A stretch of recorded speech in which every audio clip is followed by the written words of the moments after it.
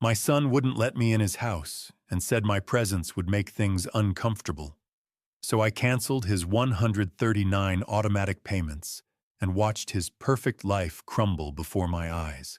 For 6 years, I funded my son's luxury lifestyle while I lived like a broke, miserable man. That's when I realized what I built I could destroy, and I made a plan to make my own son pay the price. I'm glad you're here. At what age does your child stop being your responsibility? My son was 42 with a six-figure income, yet I still paid everything. Comment: when should parents say, "You're on your own"? This is fictional exploring parental boundaries, though the questions remain relevant. The smell of fried onions and melted whiz filled my Civic as I drove toward Bryn Mawr, 2 cheesesteaks from Gino's sitting in the passenger seat. Brandon used to beg for these when he was 10, with extra pickles, the way we'd eat them in the car, because we couldn't afford to sit down inside. That was before Courtney, before the main line, before I became the ATM nobody wanted to see. I took the exit and watched the neighborhoods transform Fishtown to Roxborough to Bryn Mawr, where the houses have landscaping budgets bigger than my pension and the cars cost more than I made in 2 years at the post office. Brandon's place sat at the end of a cul-de-sac, all stone and glass and money. I pulled up next to the Range Rover, $150 a month, Courtney's necessity, and killed my engine. My oxidized Civic looked like something that should have been donated to charity in 2015. I grabbed the bag and walked up the stone pathway past the boxwoods I paid Raphael to prune. The motion sensor light clicked on as I pressed the doorbell that played some classical tune Courtney special ordered from Connecticut. The door opened 3 inches, not halfway, not a foot. 3 inches held by Courtney's French manicured hand, her diamond tennis bracelet catching the light like a tiny chandelier. That bracelet cost more than my first car. Vincent. My name sounded like an apology she didn't mean. Tonight's really not ideal. I held up the bag. Brought Brandon's favorite, Gino's, still hot. That's thoughtful, but Lily's already in bed, and we really need to preserve our evening routine. Brandon and I have been working on creating more intentional space. She said it like she was reading from one of those wellness blogs. She was always posting the ones where she wore $1,000 athleisure and pretended green juice tasted good. Through that 3-inch gap, I could see into the foyer I'd refinanced my house to build. The chandelier I'd paid to install, the hardwood floors I'd covered with my pension, and Brandon standing 10 feet behind his wife like a shadow looking at everything except me. "Brandon," I called past Courtney. "You hungry?" He shifted his weight, cleared his throat, adjusted a tie he wasn't wearing. "Dad, maybe this weekend. We've got an early morning." "Your father was just leaving." Courtney interrupted, her voice dripping with poisoned honey. "Vincent, you need to understand Brandon's at a very delicate point in his career. We can't have unexpected visits disrupting the household. Perhaps you could text before stopping by. Give us a chance to prepare, like I was a storm warning, a pop quiz." I looked past her and saw the photograph on the wall blown up to poster size, professionally framed in something that probably cost a week's salary. Brandon, Courtney, and Lily at Disney World last summer. Every meal, every overpriced souvenir, every photo with sweating characters in costumes, I'd paid for all of it. The trip that cost more than my first year of college. The trip I wasn't invited to. In that photo, they looked like a magazine ad. Lily's smile genuine. She was 16, still believed in magic if you paid enough.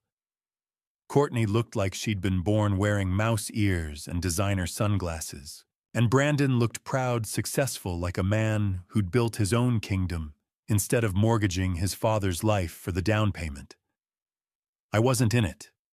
Wasn't anywhere in their perfect narrative. Just the ghost in the background, the signature on the credit card receipt. "Dad!" Brandon's voice cracked. For 1 second, I saw my son again, The kid who sat on my shoulders during the mummers parade, who told me I was his hero. Then Courtney's hand touched his arm, and he went quiet. "It's fine," I said, steadier than I felt. "I understand. You need your space." Courtney smiled, relieved. "I knew you'd be reasonable. That's what makes you such a wonderful father-in-law." The door started to close. "Courtney," I stopped her. "That word you used, uncomfortable. You said my being here makes people uncomfortable." "Well, I know what you meant." I adjusted my grip on the bag nobody wanted. "I just think maybe it's time everyone learned what uncomfortable really means." I didn't wait for her response, just turned and walked back to my car, the motion sensor light clicking off behind me like someone killing the stage lights after the show's over. I sat in my Civic for a long time, gripping the steering wheel until my knuckles went white, staring at that house, that monument, to everything I'd given and everything they'd taken. The cheesesteaks were getting cold beside me, grease seeping through the paper, the smell that seemed so good 30 minutes ago, now making my stomach turn. 6 years since Kathy died. 6 years since I'd stood at her grave and promised I'd take care of our boy. I'd kept that promise. Given him everything she left me, her life insurance, her inheritance, our future. Given him comfort and security and a life she would have been proud of. Except she wouldn't have been proud. She would have seen what I was too blind to see, that I wasn't helping our son. I was killing him. Slowly. With every check I signed, every bill I paid, every piece of myself I handed over, like it didn't matter. I started the engine and pulled out of that perfect cul-de-sac with its perfect houses and its perfect lies, driving back toward Fishtown, where people said hello to their neighbors and nobody needed an appointment to bring dinner. The whole way home, I kept thinking about that word, uncomfortable. They were about to learn what it meant. They were about to learn what it cost. And for the first time in 6 years, I felt something shift inside my chest. Not anger, not even hurt. Just clarity, cold, sharp, and absolutely certain. I woke at 5:30, same as I had for 35 years. Body clock trained by decades of pre-dawn mail routes. But this morning felt different. Heavier. Like the walls knew something had shifted. I sat at the kitchen table with my coffee, black, no sugar, same cracked cup Kathy bought me in 1989. The Formica tabletop had a burn from the previous owner and a water ring we never quite scrubbed out. This was where Kathy sat during those last months, too weak to climb stairs. Where Brandon did his 5th grade math homework, eraser shavings everywhere. That table had seen birthdays, arguments, grief so thick you could taste it. It was about to see one more thing. I opened the drawer that always stuck and pulled out the folder.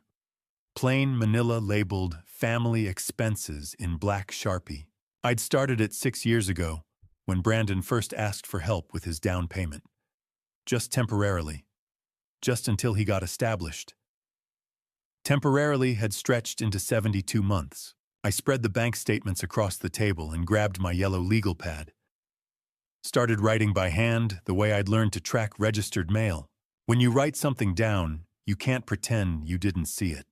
Bryn Mawr mortgage, $5,200 per month, the house with the 3-inch gap in the doorway that said you don't belong here. Range Rover lease, $1,150 per month. Porsche Cayenne lease, $950 per month, 2 cars. Both in my name because Brandon's credit couldn't handle it. Shipley School tuition, $4,200 per month, $50,000 a year for Lily to be around the right kind of people. Fishtown High had been good enough for Brandon. Marion Golf Club, $1,200 per month. Brandon didn't even like golf, but Courtney said it was essential for networking. I kept writing. Insurance policies, property taxes, HOA fees for a gated community with actual guards. House cleaner 3 times a week. Landscaping, pool maintenance, streaming services, meal kits, wine clubs, personal trainers, Botox appointments. I was paying for my daughter-in-law's Botox. I added it up, checked it twice, then a third time because my brain kept rejecting the number. 172 recurring automatic payments, $19,200 per month. 1,382,400 over 6 years. I wrote it on the folder in numbers so large they took up half the page. Stared at it, trying to make my mind accept what my eyes were seeing. $1.3 million. Where had it come from? I pulled out the other folder, Kathy's legacy, in her handwriting, from when she'd been strong enough to hold a pen. Life insurance, $800,000. Kathy's death, benefit money. She'd worked herself half to death to ensure I'd have TSP withdrawal, $250,000. My retirement savings. Earned carrying mail through ice storms and heat waves. Home equity loan, $180,000. This house paid off over 30 years, now mortgaged again. Personal savings, $100. 000, every penny, tucked away in coffee cans, and the envelope in Kathy's recipe box. Inheritance $520,400. From Kathy's father, who worked at the Navy Yard 40 years and never bought a new car. I'd taken everything Kathy left me, every dream of finally traveling, every cushion against disaster, every promise that old age wouldn't mean poverty, and fed it into Brandon's life like quarters into a slot machine that never paid out. The refrigerator kicked on with a wheeze. 22 years old, light burned out for 3 years, seal so worn I could feel cold air on my ankles. But it still worked. That's what you did when you grew up. The way I did, you used things until they died. I looked at my feet. Work socks from Walmart 6-pack. I darned the heels twice because throwing away socks with holes seemed wasteful when you could get another year out of them. My hands were shaking, not from cold, from rage so pure it felt like something solid in my chest, something with weight and edges sharp enough to cut. I closed the folder. Just paper touching paper, just manila cardboard meeting wood veneer. But in the silence of my kitchen in the house where I'd raised my son, where I'd loved my wife, that small sound felt final. Like a door closing. Like a gavel falling. I stood up, dumped the cold coffee in the sink, and put on my coat. Citizens Bank opened at 9 on Saturdays. I had 3 hours to shower, shave, and practice what I was going to say to Mark Williams when I asked him to cancel every single automatic payment tied to my name. All 172 of them. The clarity from last night hadn't faded. It had crystallized into something harder, something that couldn't be talked out of, reasoned with, or guilted into changing its mind. My son needed to learn what I'd learned at his age, that money isn't love, and love isn't money. And sometimes the kindest thing you can do for someone drowning is stop throwing them anchors disguised as life preservers. I left the folder on the table, didn't hide it, let it sit there in the morning light, numbers visible, truth undeniable. By 8:30, I'd made my peace with what was coming. The storm, the anger, the accusations, all of it. Because for the first time in 6 years, I wasn't asking what Kathy would have wanted. I was asking what I needed. And what I needed was to stop being the reason they never learned to swim. What I needed was to stop drowning with them. Mark Williams was unlocking the front door when I pulled into the Citizens Bank parking lot. He looked up surprised to see anyone at 9 on a Saturday morning. "Vincent," he waved.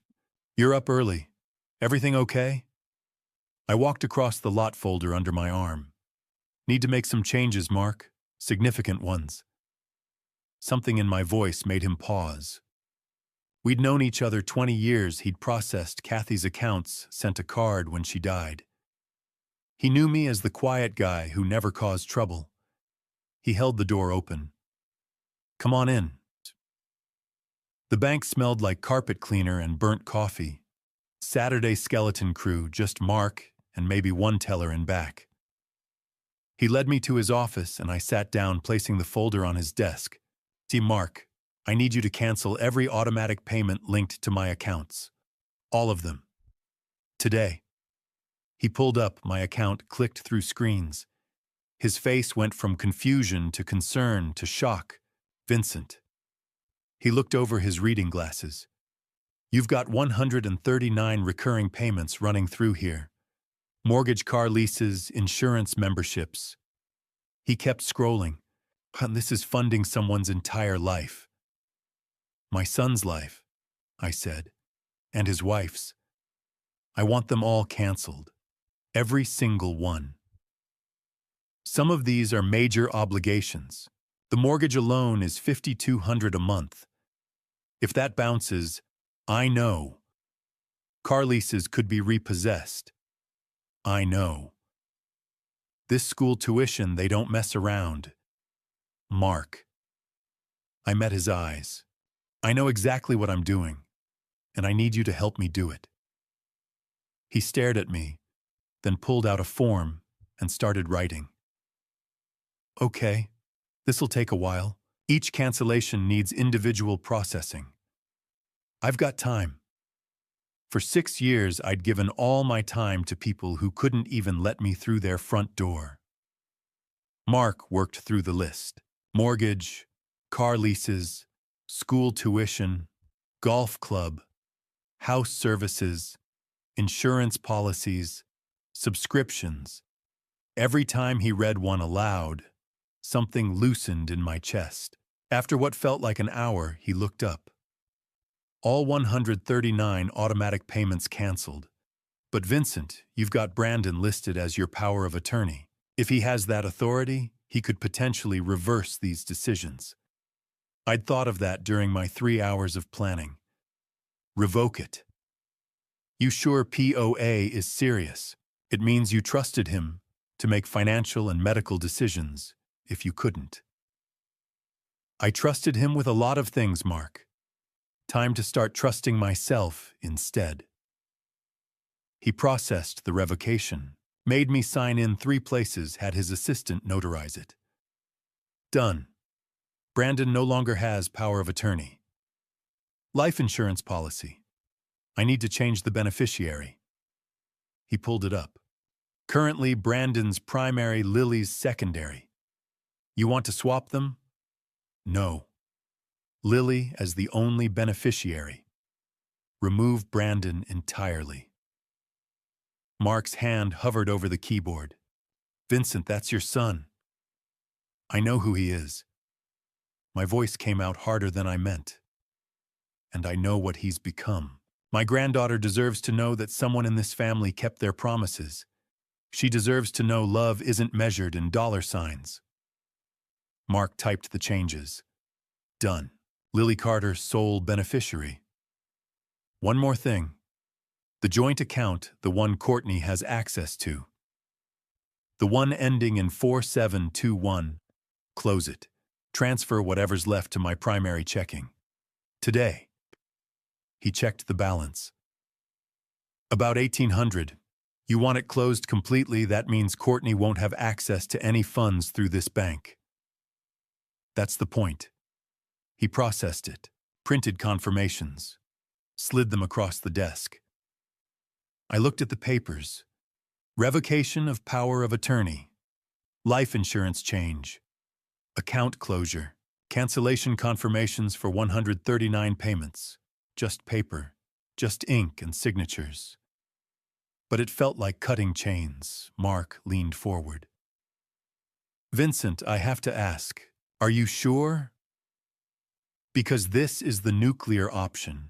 Everything you just did will cause immediate catastrophic consequences.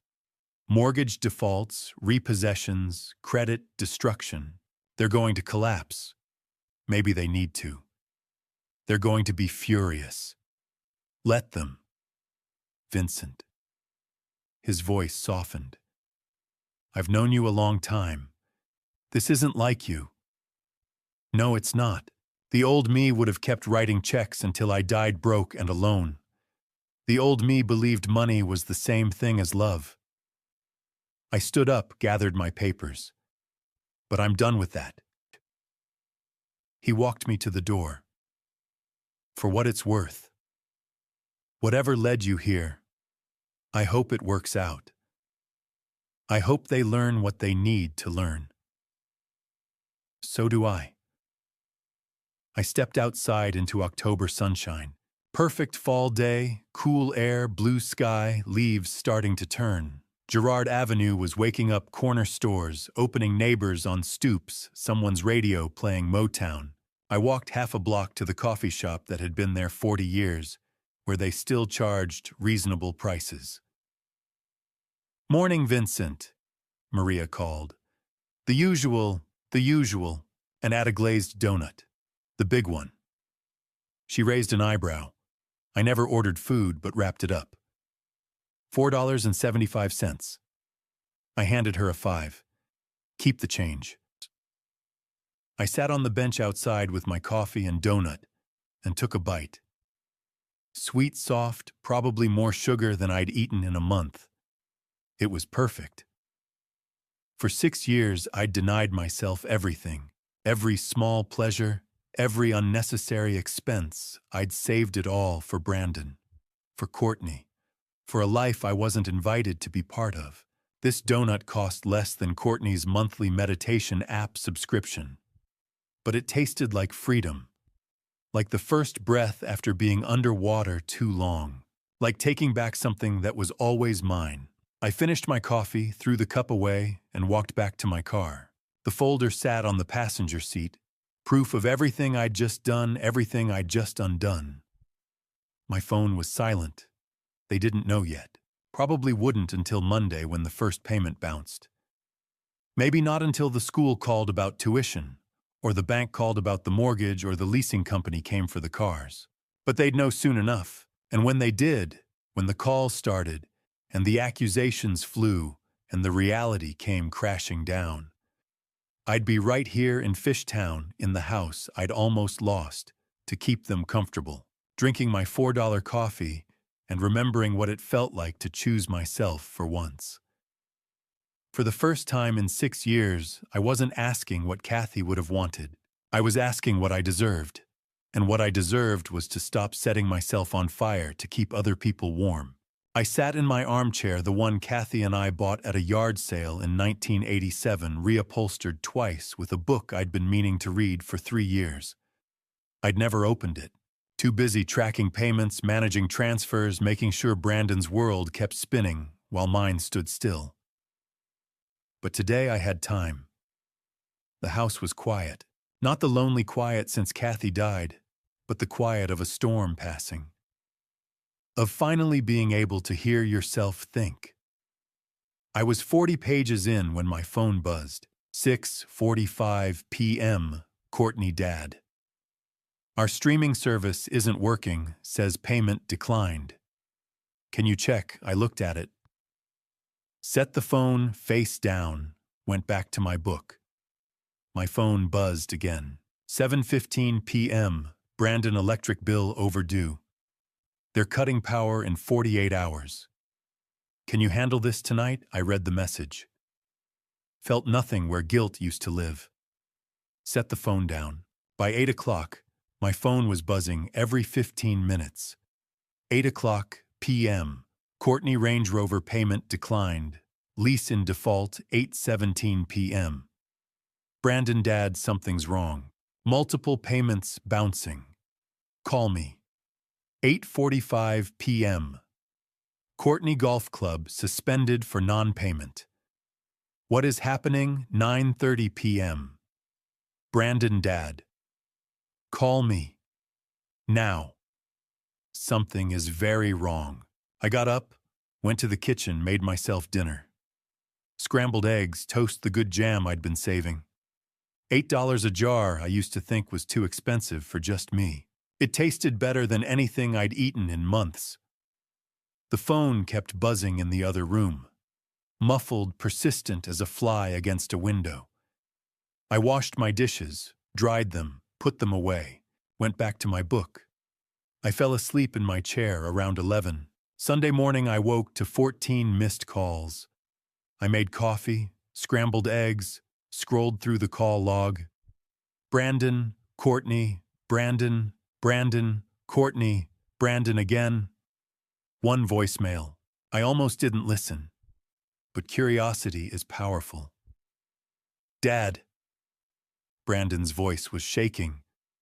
Not angry yet. Just scared.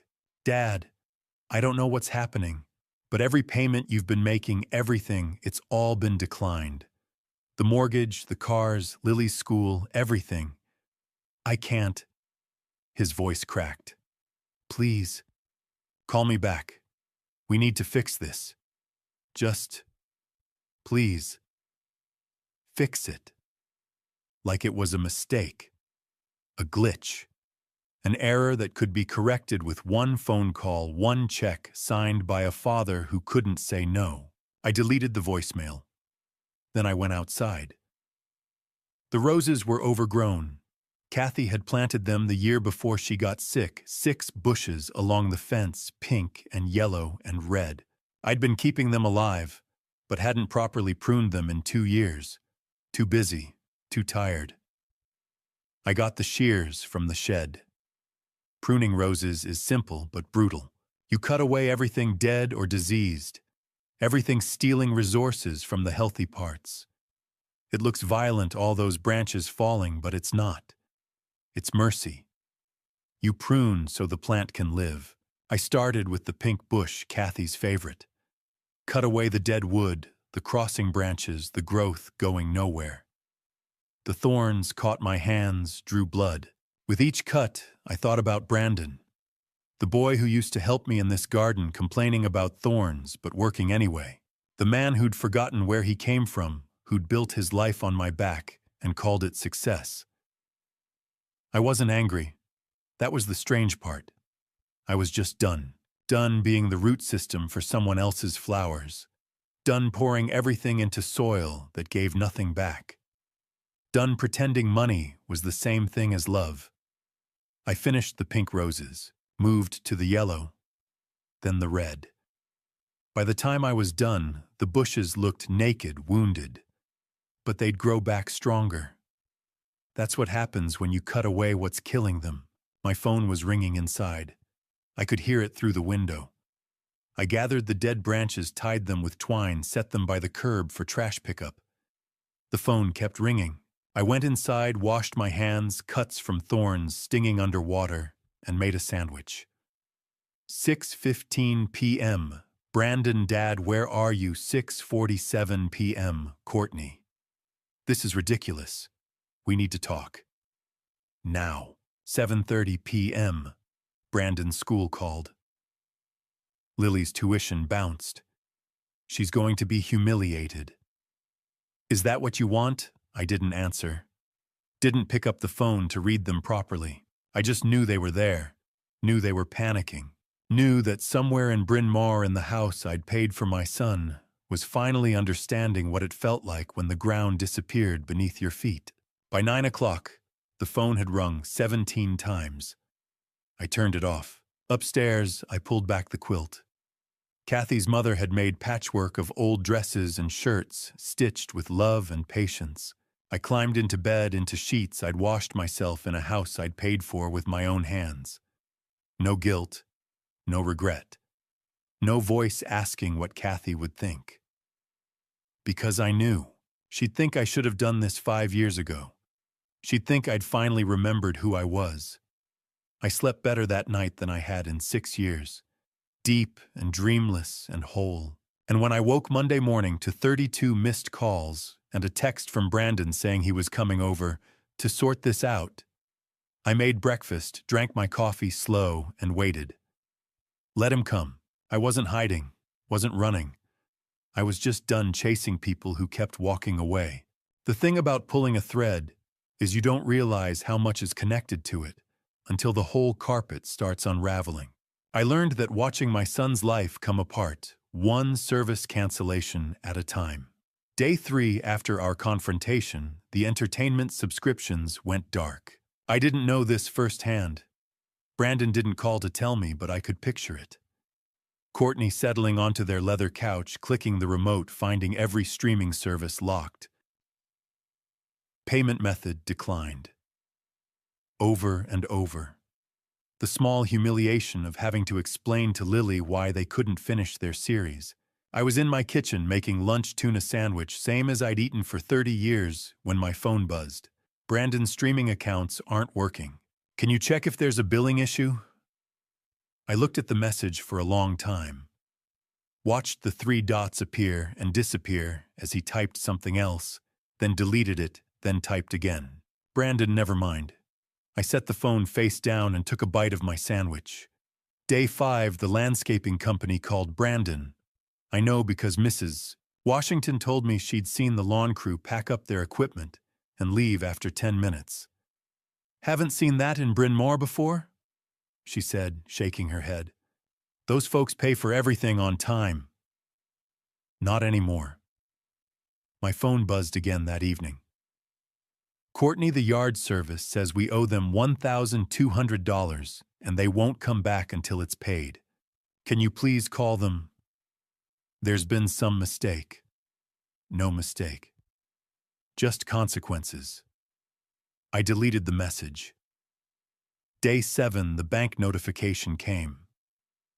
Not to me, I'd removed myself from everything, but Brandon forwarded it, a screenshot of an email.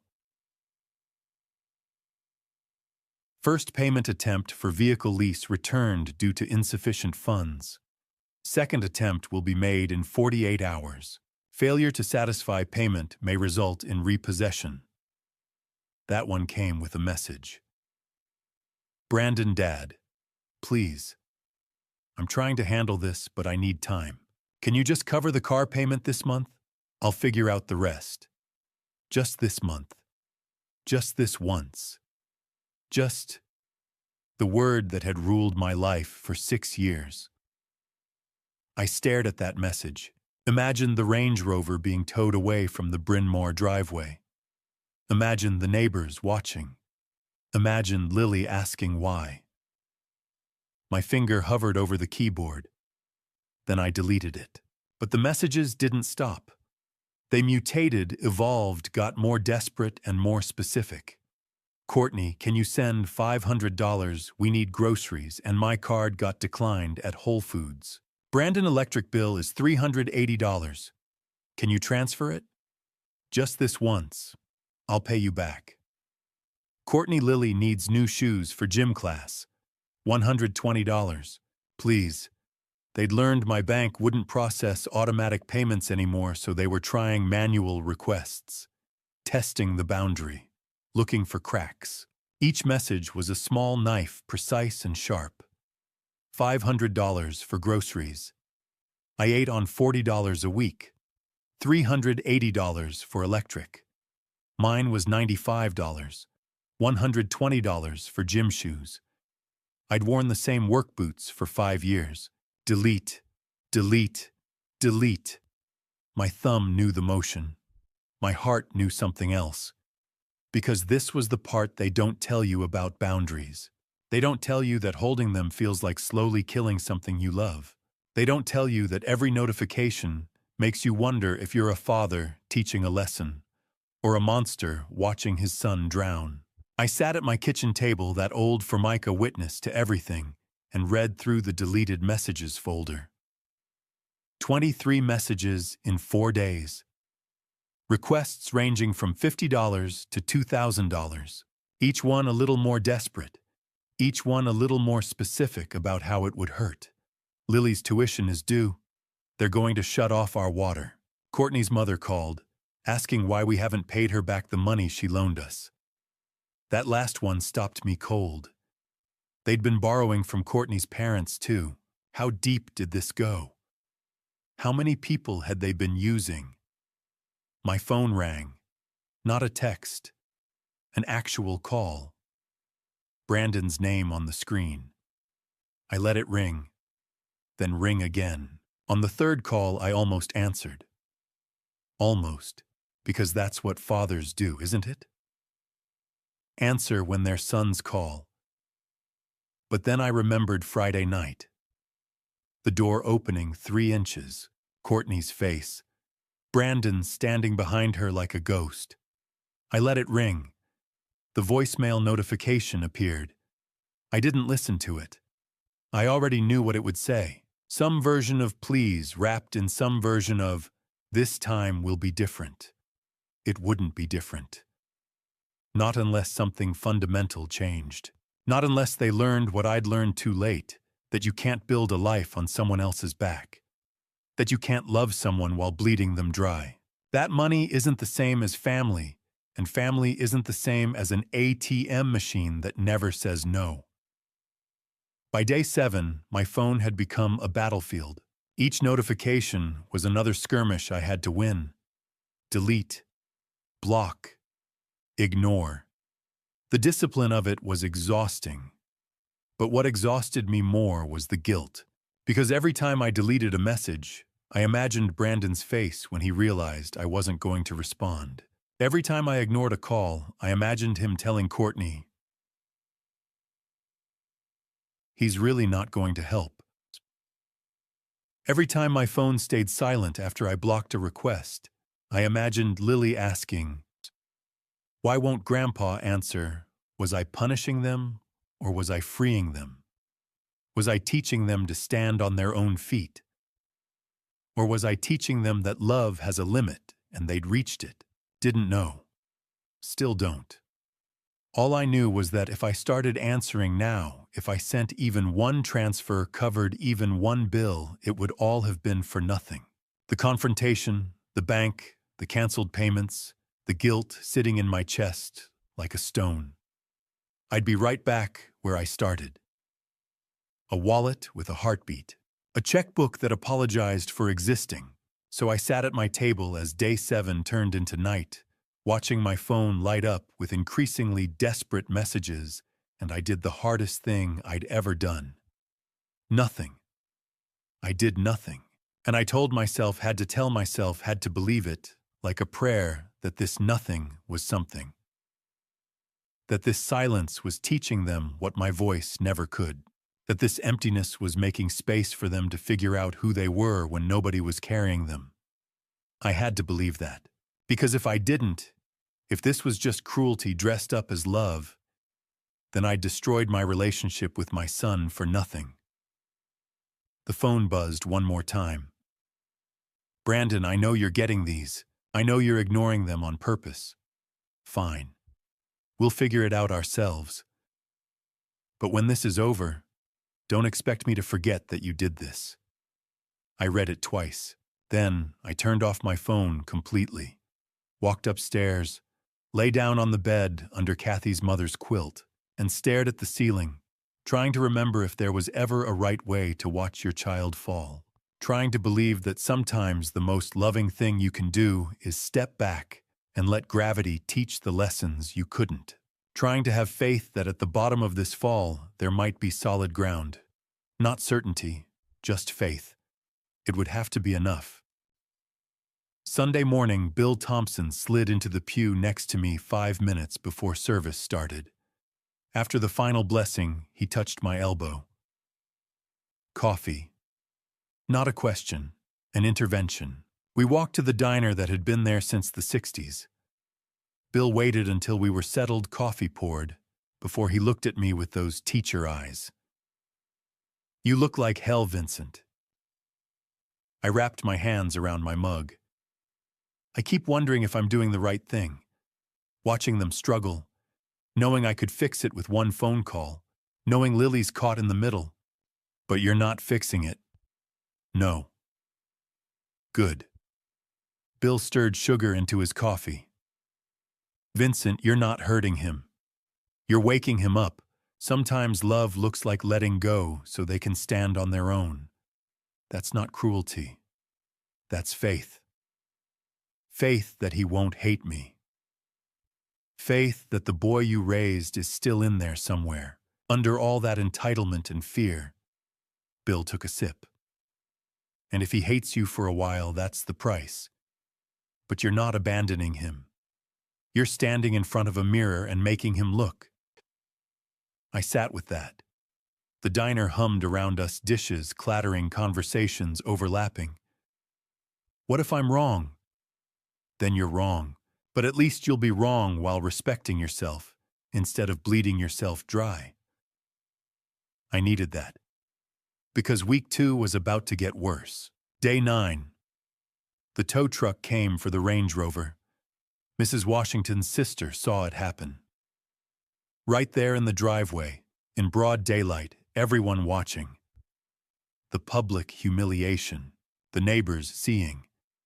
The understanding that the Carters weren't as successful as they'd appeared. Day 11, the house staff walked away. The cleaner who came 3 times a week, the pool maintenance, the landscaping crew. All gone. You can't pay people in promises, can't maintain appearances when the foundation's gone. My phone started buzzing differently. Not requests, accusations. Brandon Carr's been repossessed. Happy now Courtney House is falling apart. Hope you're satisfied. Then the weapon I'd been waiting for. Brandon fine. Punish me. But what about Lily's school called? Tuition's overdue, $25,200. They're expelling her if we don't pay by Friday. I don't have it, Dad. So what's it going to be? You going to let your granddaughter get kicked out to prove a point? I stared at that message for a long time. $25,200. I had it. Sitting in my account right now. Could transfer it in 5 minutes. Could save Lily from embarrassment, disruption, pain. My finger hovered over the keyboard. Then my phone rang. Unknown number. Mr. Carter. A woman's voice. Professional, tired. This is Ms. Bennett from Shipley School. I'm calling regarding Lily's account. My heart sank. Yes. We have a significant balance outstanding, $25,200. If the account isn't current by Friday, Lily will need to withdraw. I understand. Mr. Carter, I'm calling you because your son hasn't responded to our messages, and you're listed as having made previous payments. I wanted to reach out directly. I could hear everything Bill had said, hear Kathy's voice, hear my own words from that Monday. The world doesn't owe you anything, and neither do I. Ms. Bennett, I said, voice steadier than I felt. You need to speak directly with Brandon Carter about this. We've tried. He says he's working on it, but then he's working on it. Mr. Carter, with all due respect, if the account isn't settled. I understand, but I'm not the one who needs to settle it. Silence. Long enough, I thought she'd hung up. Are you saying you won't cover the tuition? I'm saying I no longer have authority over that account. Brandon is Lily's father. He needs to handle this directly with you.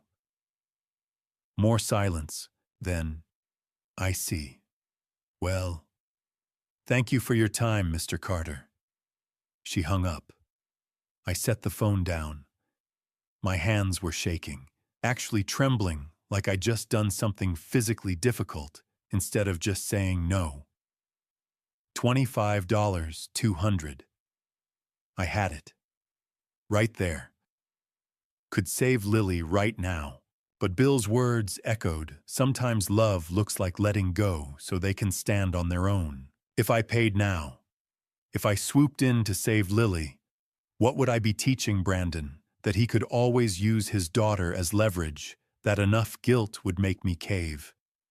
That no didn't really mean no. My phone buzzed. Brandon. I didn't read it, just set it face down and walked to the window. Lily would be okay. Public school wasn't death. Thousands of kids thrived there. I had. Brandon had. She would too. And maybe losing Shipley would be the thing that finally made Brandon understand his daughter didn't need a $50,000 education. She needed a father who knew how to stand on his own. My hands were still shaking. But underneath the trembling, underneath the guilt and doubt and fear, underneath all that was something solid, something that felt like integrity, like self-respect. Like finally, after 6 years of being a wallet instead of a father, I was remembering what it meant to love someone enough to let them fall. Even when it hurt, especially when it hurt. Mark Williams's voice on the phone wasn't the calm, professional banker tone I was used to. It was tight, urgent. "Vincent, can you come to the bank right now? I just found something very wrong." 20 minutes later, I was sitting across from Mark in his glass office, the same office where I'd canceled everything 3 weeks ago. But this time, Mark's face was different. Not concerned, angry. "I've been reviewing your old accounts," he said, "trying to make sure we caught everything when we revoked Brandon's power of attorney. And I found withdrawals I don't think you authorized." He turned his computer screen toward me. A spreadsheet, rows and rows of transactions highlighted in yellow. "Cash withdrawals," Mark said, "made using the POA authority over the past 2 years. My stomach dropped. "How much?" Mark hesitated. Then, $75,000. The number hung in the air between us. I couldn't breathe around it. "Show me." He clicked through the statements. March of last year, $5,000. Cash withdrawal authorized by Brandon Carter, power of attorney. June, $10,000. September, $8,000. On and on. Sometimes $3,000. Sometimes $7,000. Never the same amount, never the same interval. Small enough to hide in the noise of all the other payments. Large enough to add up. "These were all beyond the automatic payments you were already making," Mark said quietly. "These were separate, additional." I stared at the screen. Did the math. $19,200 a month I'd been knowingly giving them, plus another $3,000, something a month I hadn't known about. Over 2 years, $75,000 stolen while I slept. "Vincent." Mark's voice was gentle but firm. "This is elder financial abuse. It's a crime. If you need, we can report this to the police right now. I have a detective I work with on cases like this. One call." "Cases like this," I repeated. My voice sounded far away. "POA abuse. It happens more than people think. Adult children with access parents who trust too much." Mark slid a business card across the desk. "Detective Sarah Morrison, Financial Crimes Unit. You don't have to decide right now. But Vincent, you should know this isn't just taking advantage. This is theft. Criminal theft." I picked up the card. The paper felt thin, insignificant. One call. One conversation. My son in handcuffs. "Where did it go?" I asked. "The money. Do you know?" Mark shook his head. "Cash withdrawals don't leave that kind of trail. He could have deposited it somewhere else, spent it, gambled it, we don't know." But I knew. Suddenly I knew. Brandon's investment opportunities he'd mentioned over the years. The ones that never quite worked out. The tech startup that failed. The real estate deal that fell through. All those times he'd called asking for just a little more to break even. And Courtney.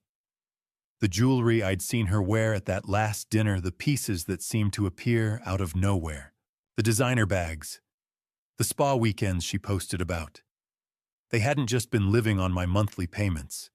They'd been stealing extra, lying extra, hiding extra, and I'd never checked, never questioned, never looked at the statements closely enough because I trusted him, because he was my son. "Thank you, Mark," I said, "for finding this." What do you want to do? I looked at the detective's card. One call. I need to think. I didn't go home. I drove. Through Fishtown across the river out toward the main line, but not to Bryn Mawr, to Ardmore, to the small rental apartment complex where Mrs. Washington's sister had told me Brandon and Courtney had moved after they lost the house. Building C Unit 2B, a far cry from the mansion with the motion sensor lights and the professionally pruned boxwoods. I sat in my car in the parking lot, stared at the building. Second floor, left side. I could see a light on behind the curtains. The detective's card was in my hand. I kept turning it over, front, back, one call. My son had stolen from me, not just taken what I'd given, not just accepted too much. He'd actively, deliberately, secretively stolen $75,000 while I trusted him with power of attorney, while I gave him access to my accounts because he was my son, and I thought I'd believed. I pulled out my phone.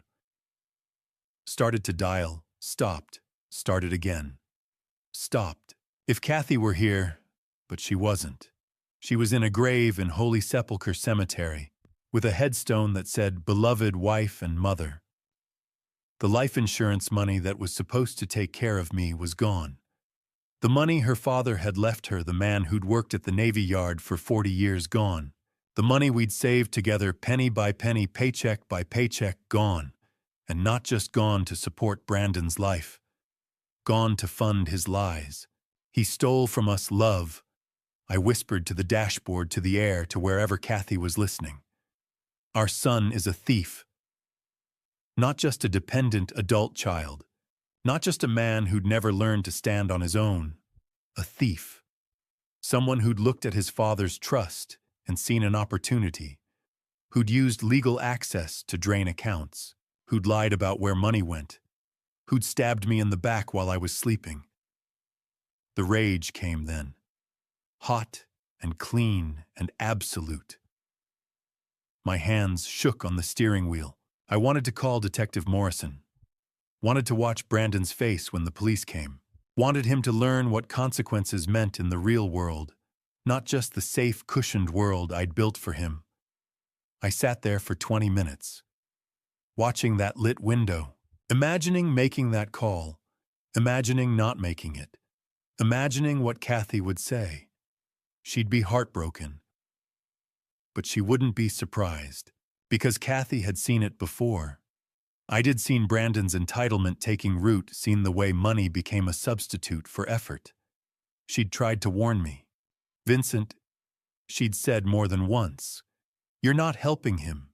You're crippling him." And I'd done it anyway, because saying no felt like not loving him enough. Now here I was, with proof that my love hadn't just crippled him, it had corrupted him. The detective's card weighed nothing. Could have been a feather. Could have been an anvil. One call. That's all it would take. But if I called now, if I went straight to criminal charges, I'd never get the truth. Never hear him admit it. Never give him the chance to explain, to beg forgiveness, to face what he'd done. And I needed that. Needed to look him in the eye and show him the numbers. Needed him to see what he'd taken. Needed him to understand that I knew. All of it. Every lie. Every theft. Every betrayal. I put the card in my pocket. Didn't call. Not yet. But I kept it. Because maybe mercy had limits. Maybe love had boundaries. Maybe forgiveness required acknowledgement first. I got out of the car. Walked across the parking lot. Up the stairs. Down the hallway that smelled like old carpet and someone's dinner. Unit 2B. I could hear a TV on inside. Voices. Brandon's. Courtney's. Normal. Like nothing was wrong. Like they hadn't systematically stolen from the man who'd given them everything. I raised my hand and knocked. Not the way I'd knocked on their Bryn Mawr door 3 weeks ago, holding cheesesteaks and hope. Not the way I'd stood on that porch, waiting to be let in, waiting to be wanted. This time I knocked like someone who had every right to be there. Because this time I wasn't asking for anything. This time I was bringing the truth. And Brandon was going to answer for it. The door opened. Brandon stood there in stained sweatpants, a dirty t-shirt, unkempt beard reeking of stale beer. This was my son. Investment banker, 6-figure salary. This was what was left. Dad. His voice cracked. Not surprise, resignation. We need to talk. I walked past him into the apartment. Small, shoebox small. Couch TV on a folding table, dishes piled in the sink. The kind of place you rented when you'd lost everything. I pulled the bank statements from my jacket and threw them on the coffee table. Explain. $75,000. Where did it go? Brandon looked at the papers, then at me. His face went through denial, panic, defeat. Then he dropped to his knees. His legs just gave out. Dad, He couldn't finish. Where did it go? Gambling. The word came out muffled through his hands. Online gambling. I had a problem. Have a problem. How long? 2 years. Started with football betting. Small stuff. Then poker sites and... His voice broke.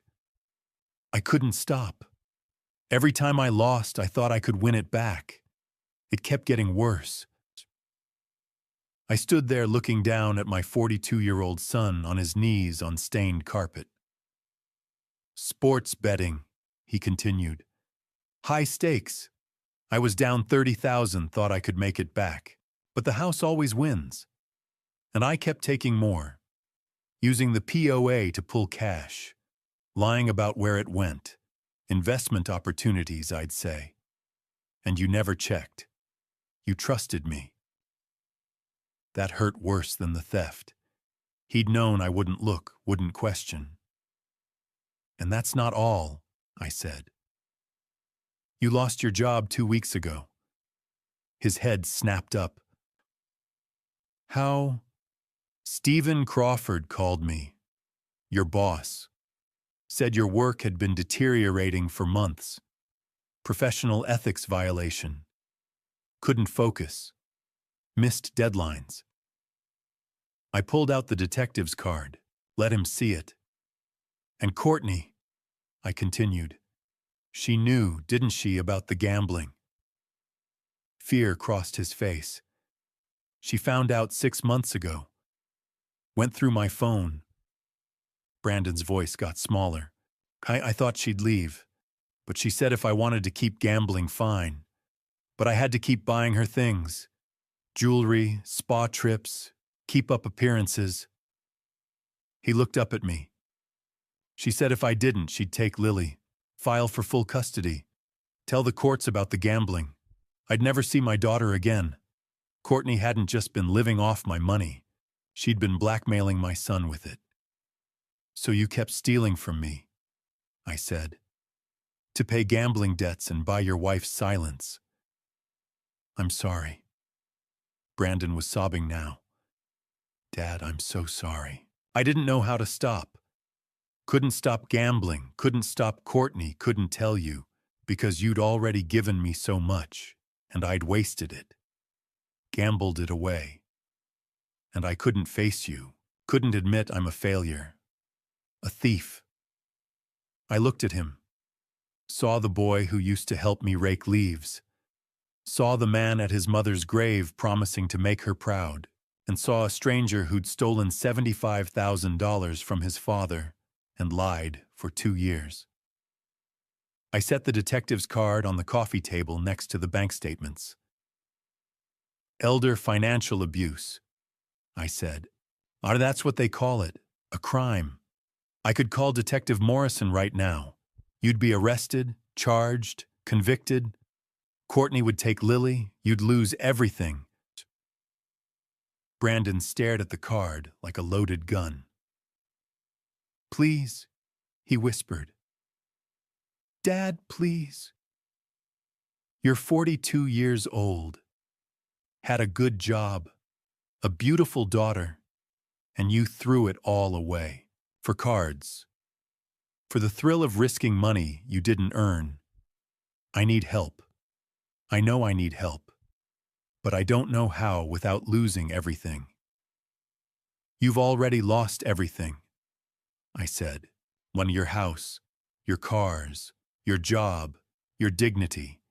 The only question is whether you lose your daughter too. And me. Are you going to call? I held the card. Brandon watched like a man watching a judge reach for the gavel. Not today, I said. Dad. Not because you deserve mercy. Not because this is forgivable. But because calling police would be too easy. You'd go to jail, I'd feel righteous. But you wouldn't change. You'd just be punished. And punishment doesn't fix addiction. I put the card in my pocket, not throwing it away, keeping it as an option. I'm leaving now. You have a choice. Keep lying, keep gambling, keep letting Courtney control you. Or get help, real help. Gamblers Anonymous, therapy, whatever it takes to become someone your daughter can be proud of. I walked to the door. Stopped. I'm not giving you another dime, I said. Not for rent, not for food, not for Lily. You want to be her father, earn it. Figure out how to stand on your own. Dad. His voice was shattered. How do I start? You wake up tomorrow and do the next right thing, and then the next one. Until doing right things is more familiar than doing wrong ones. I opened the door, and Brandon. I looked back. This is the last time I save you. Next time you fall, you crawl out yourself. Or you don't. That's not my choice anymore. It's yours. I left him there, walked to my car, got in, started the engine. The detective's card was in my pocket. I didn't call. Not because I was weak. Not because I'd forgiven him. I didn't call because for the first time in 40 years, I understood something fundamental about being a father. You can't save someone from themselves. You can only step back and let them decide if they want to be saved. Sometimes the most loving thing you can do is let them fall. All the way down, until they hit bottom and have to choose stay down or climb back up. I'd spent 6 years, maybe 42 years, building safety nets, cushioning falls, making sure Brandon never hit the ground hard enough to hurt. All I'd done was teach him that falling didn't matter, that consequences weren't real, that Dad would always catch him. Not anymore. Now, if he wanted to climb out this pit of addiction and theft and lies, he'd have to do it himself. I'd be there when he reached the top. If he reached the top, but I wouldn't be down there with him, wouldn't throw him a rope, wouldn't make the climb easier. Because the only way he'd learn to stand was if nobody else was holding him up. I drove home, made dinner, went to bed. And for the first time since this started, I didn't feel guilty. I felt like a father. They say trouble comes in threes. Same week I discovered the embezzlement. Same week I watched my son confess to stealing $75,000. Everything else came crashing down. Wednesday afternoon, Stephen Crawford called. Vincent, I wanted you to know Brandon's termination was week 1, right after whatever happened between you two. My stomach dropped. I didn't know it was that long ago. His performance had been declining for months. Missed deadlines, client complaints. The final straw was using company resources for gambling sites during work hours. Stephen sighed. His career in finance is essentially over. Word gets around. No firm will touch him. A banker who couldn't manage his own money. Some people have to hit rock bottom before they're willing to change, Stephen said. I thanked him, hung up, stared at my kitchen wall. Rock bottom. I'd thought cutting off money was rock bottom. Apparently, we weren't there yet. Thursday evening, someone pounded on my door. Courtney. No designer clothes this time. Jeans, plain shirt. She looked smaller without the armor of expensive things, and angrier. "This is your fault," she said, pushing past me. "All of it. You destroyed our lives. I stopped enabling theft. Enabling you built that life for us. Then you yanked it away like we were puppets." She gestured around my living room. "While judging us from your moral high ground in this dump." The word hit like a slap. This dump. The house Kathy and I had built our life in. "Get out," I said quietly. "Gladly. I'm leaving. Going back to my parents in California. Because I didn't marry a broke, unemployed gambler living in a one-bedroom apartment." She grabbed her purse. "Lily can stay with her loser father and figure out what it's like to be poor." "You're taking Lily. I'm taking myself. Lily can stay with Brandon." "Courtney, whatever happens to Brandon now, that's on you. You broke him. So when he drinks himself to death, remember you're the one who decided tough love was more important than family." She slammed the door. I stood there, her words echoing. "You broke him." My chest felt tight. That night, the pain started. Not emotional, physical. A pressure in my chest like someone squeezing. My left arm ached, tingled, went numb. Heart attack. I called 911, gave my symptoms, my address. Sat down because standing felt impossible. The ambulance came fast. Sirens, lights, neighbors watching. In the ambulance, a young EMT took my blood pressure, hooked me to monitors. "You're having a cardiac event, sir. Try to stay calm." Calm. While my son was drinking himself into oblivion. While my daughter-in-law had just told me I'd destroyed my family. While my granddaughter was trapped in a war zone I'd created. Was Courtney right? Had I been too cruel? The monitor beeped. The siren screamed. Should I have just kept paying, kept the peace? The ambulance doors opened. Bright lights. Hospital. Voices. Everything blurred. I woke up in a hospital bed. Machines beeping. IV in my arm. Bill Thompson in the chair beside me holding my hand. "You scared the hell out of me," Bill said. "What time is it?" "Midnight. You've been here 6 hours. Stress-induced cardiac event. Not a full heart attack, but close. They're keeping you overnight." Brandon. Is not your problem right now. Vincent's stress is killing you. Literally. The doctor said if you don't manage this, the next one could be fatal. I closed my eyes. "I don't know what else to do," Courtney said. "I don't care what Courtney said. She's been bleeding you dry for years." Bill squeezed my hand.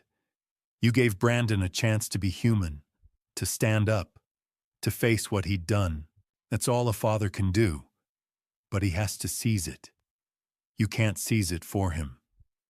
What if he doesn't? What if he just falls? Then he falls, and you'll be there when if he's ready to climb back up. But you can't go down there with him. You'll both drown." Bill stayed until I fell asleep. Or pretended to.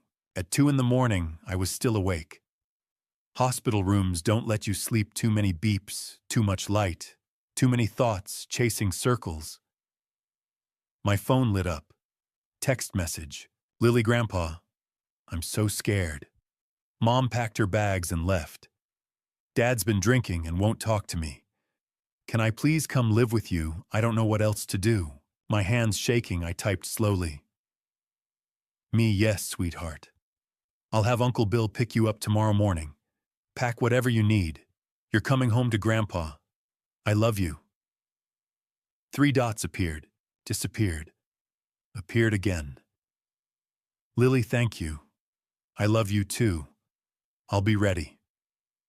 I set the phone down, stared at the ceiling, felt something shift in my chest that had nothing to do with cardiac events.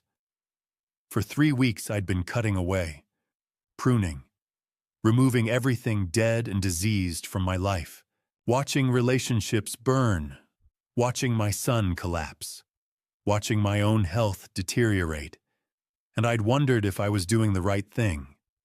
If tough love was just cruelty with better PR, if boundaries were just abandonment.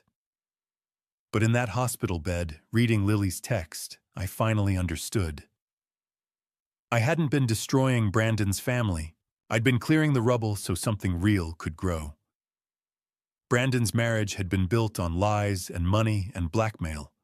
His career had been built on someone else's funding. His whole life had been a house of cards I'd been holding up, too afraid to let go because I thought the fall would kill him. But the fall wasn't killing him. The not falling was. And in all that destruction, in all that burning and cutting and falling away, there was Lily, 16 years old, innocent, caught in a war she didn't start, asking her grandfather if she could come home. Not to the mansion, not to the private school and Range Rovers. Home. To the row house in Fishtown with the cracked formica and the 22-year-old fridge. To safety. To stability. To someone who loved her for her. That was worth it. All of it. Every hard boundary. Every canceled payment. Every night of guilt and doubt. Because Lily was the seedling in the ashes. And if I had to burn down everything else to make sure she had room to grow, then that's what I'd do. I closed my eyes, finally slept. Tomorrow, Bill would pick her up, bring her here to this home that was paid for and simple and real, and we'd start over. The two of us. Grandfather and granddaughter, building something that didn't need my bank account to hold it together. Just love. Bill's Civic pulled up just after 3 Saturday afternoon. I was still moving slow doctor's orders, but the sight of Lily on my porch with 2 large suitcases made my heart do something the hospital wouldn't have approved of. She was wearing jeans and a Shipley sweatshirt, hair in a ponytail. When she saw me, she ran, straight into my arms. "Grandpa," she whispered. "I told Dad I wanted to live with you. He said okay, said he's not capable of taking care of me right now, that you're the only person he trusts." Something cracked in my chest. "You're home now," I said. "You're safe." Bill carried the suitcases up, gave Lily a gentle pat. "Call if you need anything, kiddo." And Vincent Doctor said rest. "I mean it." "I will." Bill left with a wave, and suddenly it was just us, me and my granddaughter, standing in front of the house where Brandon grew up. "Come on," I said. "Let me show you your room." Lily had visited before brief stops during those years, when I was funding their life-quick hugs before Courtney honked from the driveway. But she'd never really seen it, never lived in it. Now, walking through with her suitcases, I watched her take it in with new eyes. The worn couch Kathy and I bought secondhand in 1992, the TV from 2010, the coffee table with water rings and a crack from when Brandon crashed into it practicing skateboard moves indoors.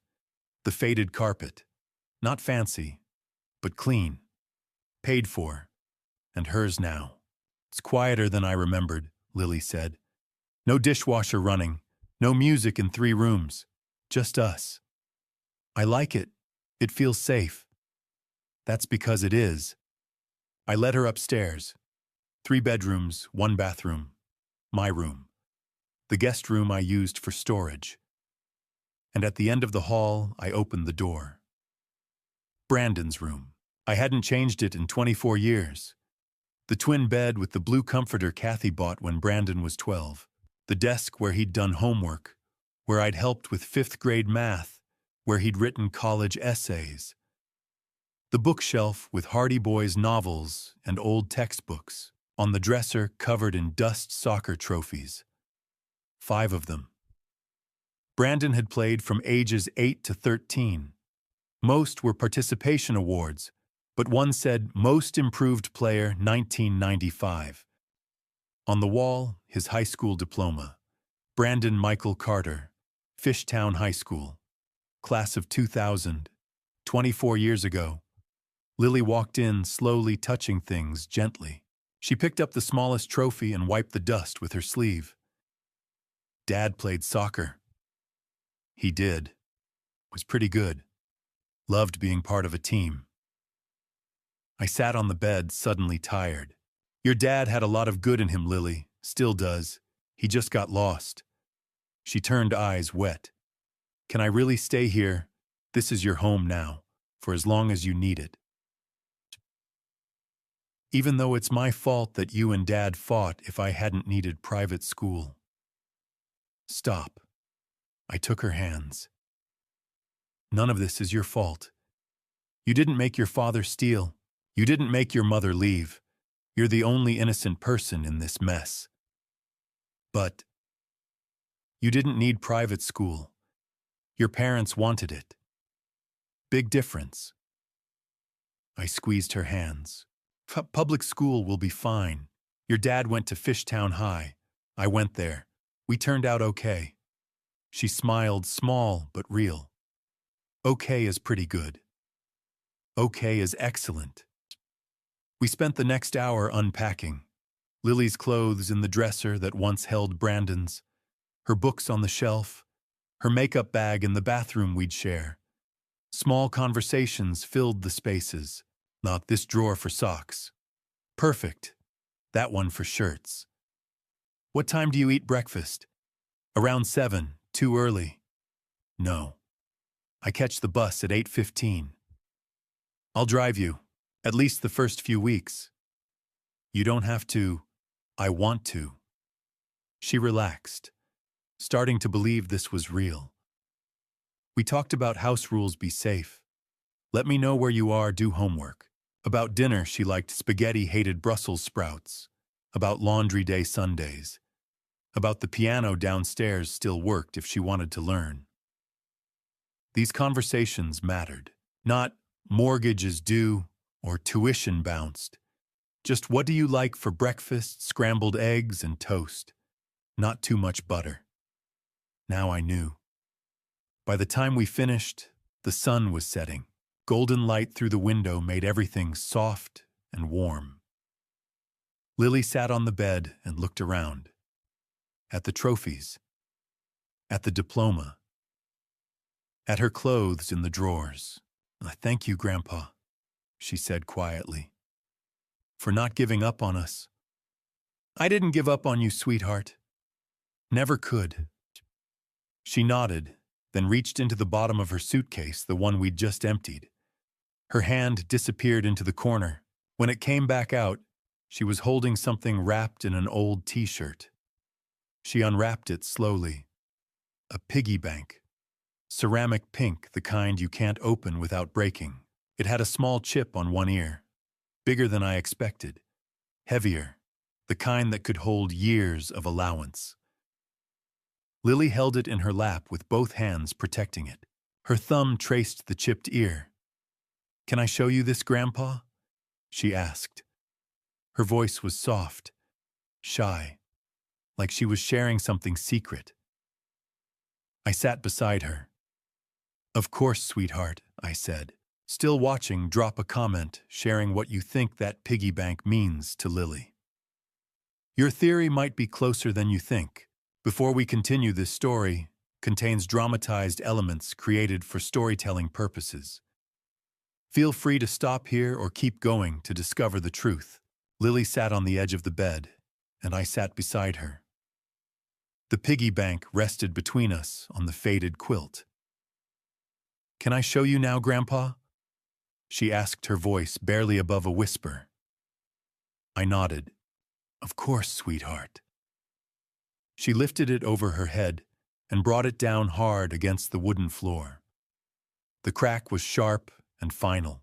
Ceramic shards scattered across the hardwood, and coins spilled everywhere, quarters, dimes, nickels rolling under the bed and into the corners. Dollar bills fluttered out crumpled and soft from years inside that narrow slot. But it wasn't the money that made me freeze. It was the folded paper. Lily picked it up carefully, smoothing out the creases before handing it to me. Her hands were shaking, and I could see tears already forming in her eyes.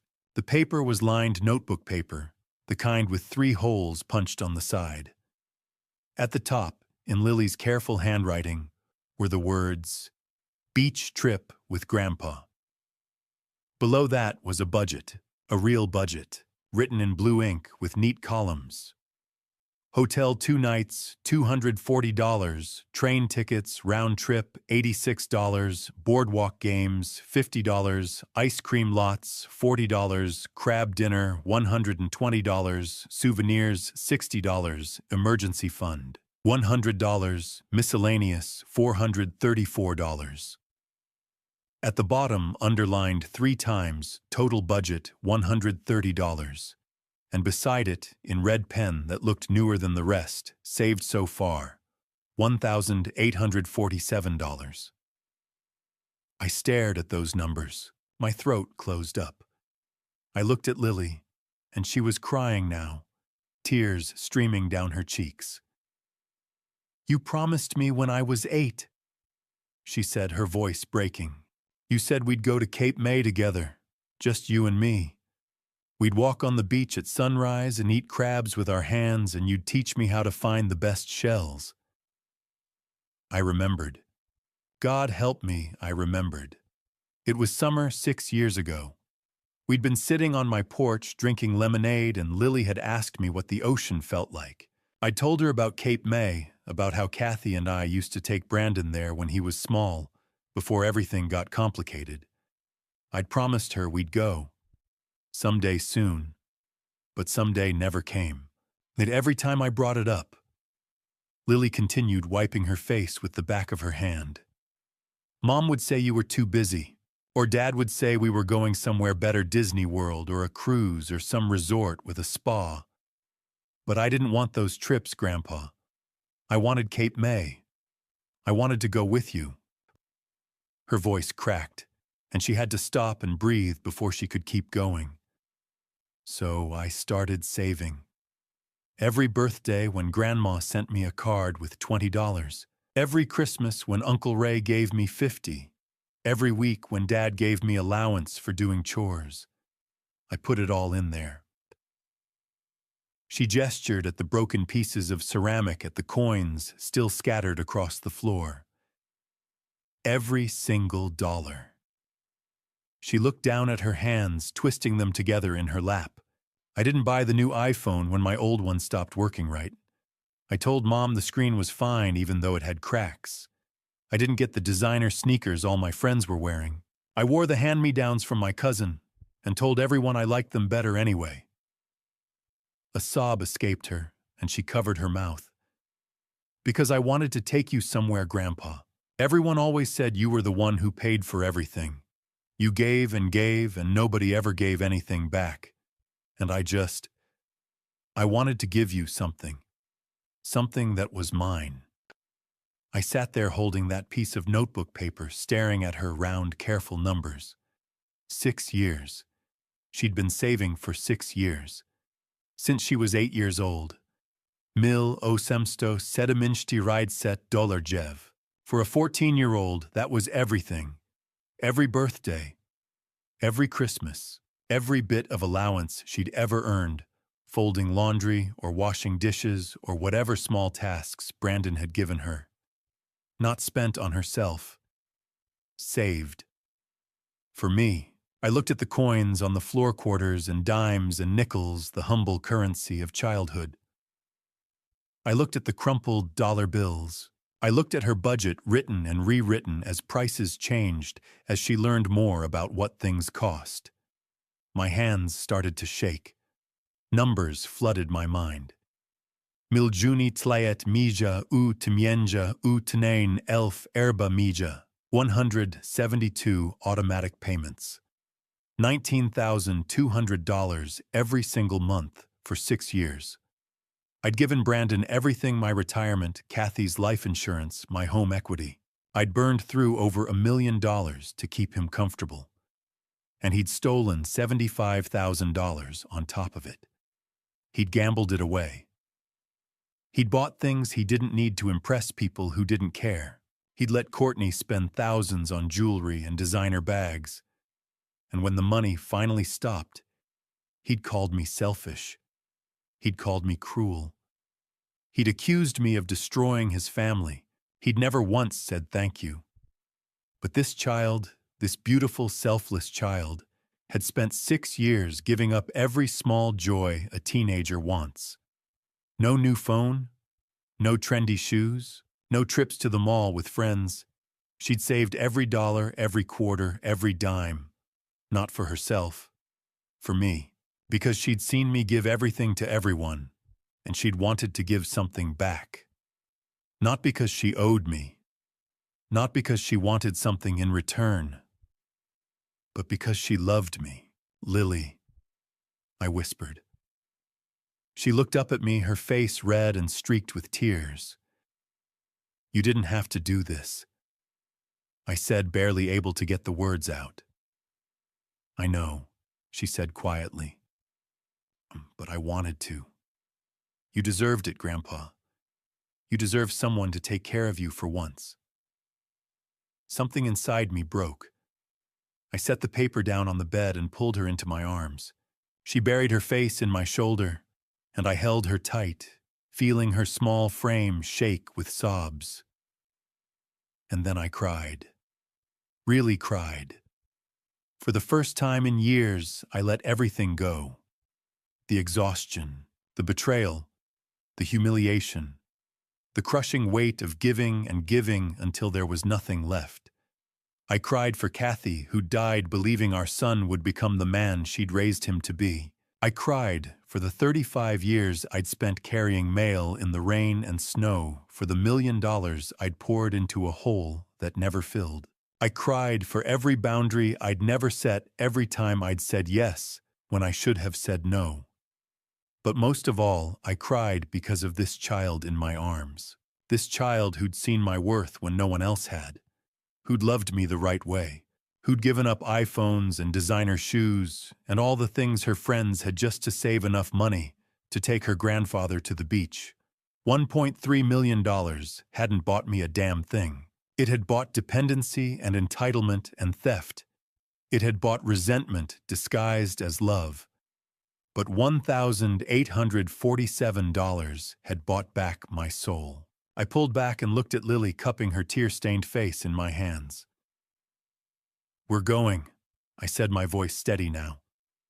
Next weekend, you and me. Cape May. We'll stay in the nicest hotel on that list.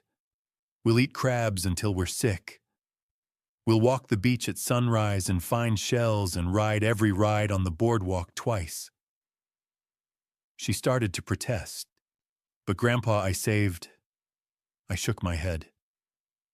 Your money is going into a real savings account. For college or your first car or whatever dream you have down the road. But this trip, this one's on me, because you've already given me everything that matters. She threw her arms around my neck and held on tight.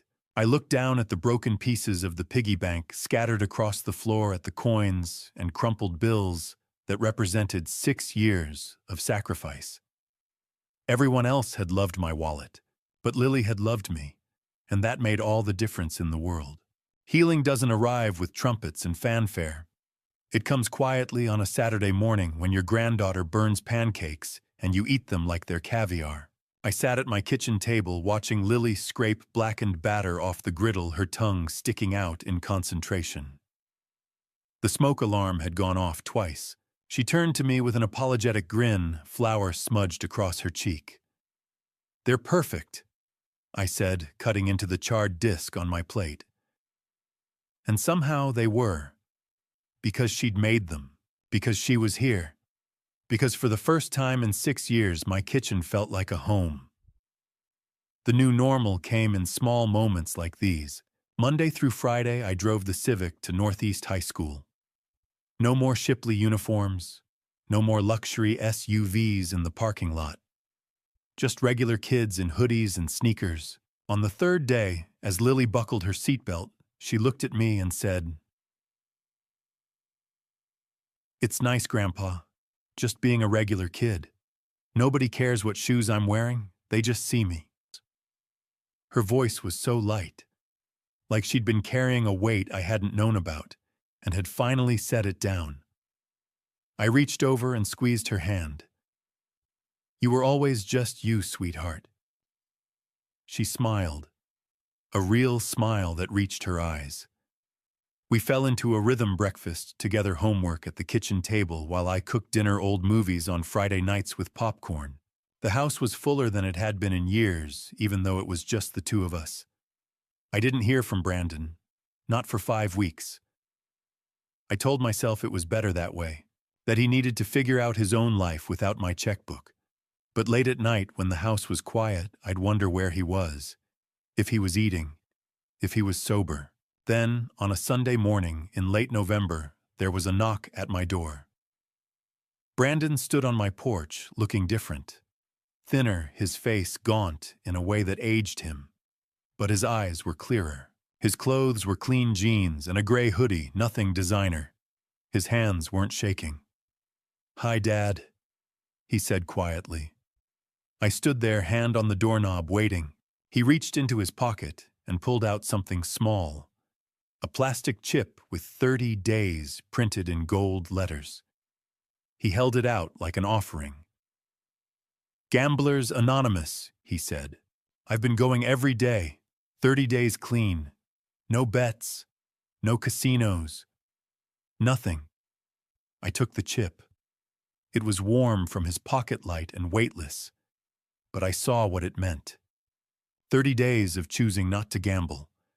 30 days of sitting in church basements admitting what he'd done.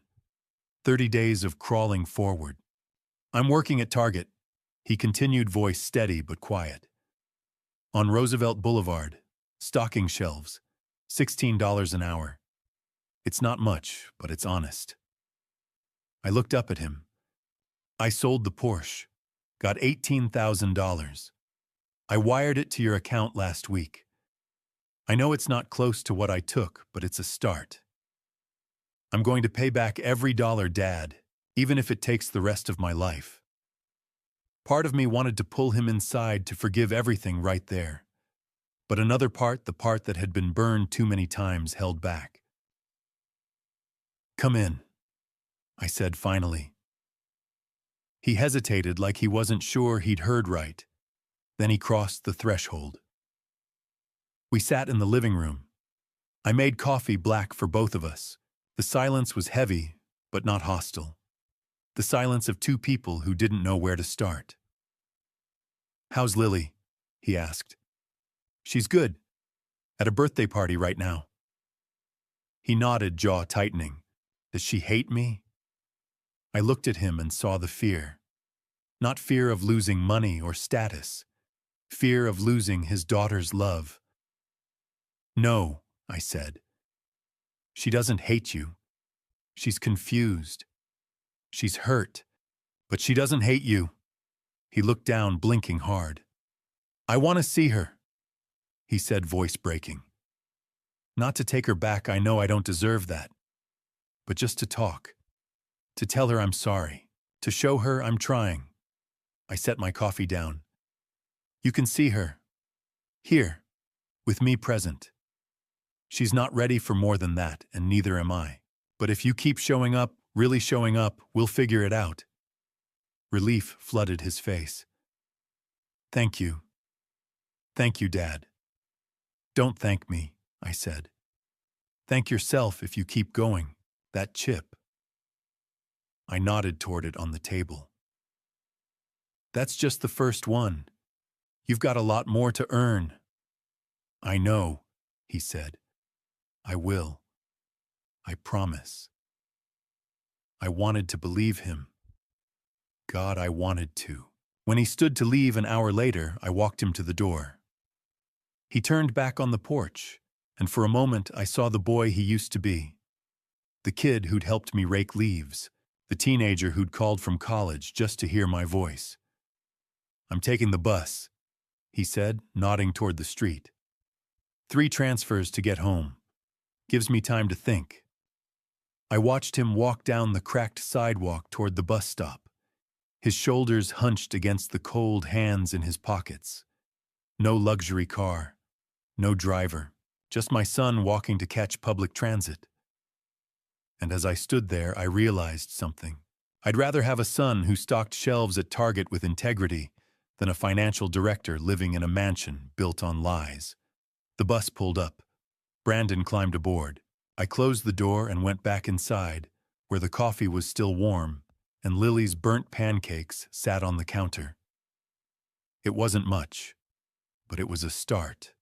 December in Philadelphia, Eagles playoff hopes roasted chestnuts at Reading Terminal Market, and the first Christmas I didn't have to bankroll someone else's manufactured perfection. I stood at the entrance of Reading Terminal with Lily beside me, both of us bundled in winter coats that had seen better years. She held a small notepad where she'd written our shopping list in careful handwriting. At the bottom, circled twice, budget $200. Ready? I asked. She grinned up at me. Let's do this, Grandpa. We wove through the crowded market past the Amish bakers and the fishmongers, past tourists snapping photos and locals arguing about the best cheesesteak in the city. The air smelled like cinnamon and grilled onions and possibility. Lily led the way with her list. A small turkey from the butcher, $45. Fresh rolls from the Amish stand, $8. Green beans, potatoes, cranberry sauce. We calculated every dollar, laughing when we had to put back the fancy stuffing mix and go with the store brand instead. At the decoration stall, Lily picked up a string of lights that had a few bulbs missing. These are on sale, she said, holding them up. Half price because they're not perfect. I looked at those lights, mismatched, imperfect, half price, because someone had deemed them not good enough. They're perfect for us, I said. She beamed. By the time we left, we'd spent $197. We carried our bags to the car, and Lily did a little victory dance in the parking lot. We did it, and we still have $3 left for hot chocolate. As we drove home, she looked over at me. This is better than the fancy Christmases, isn't it? I glanced at her. What do you mean? The ones at the big house, with the caterers and the photographers Mom hired to take pictures for her social media. Everything had to be perfect.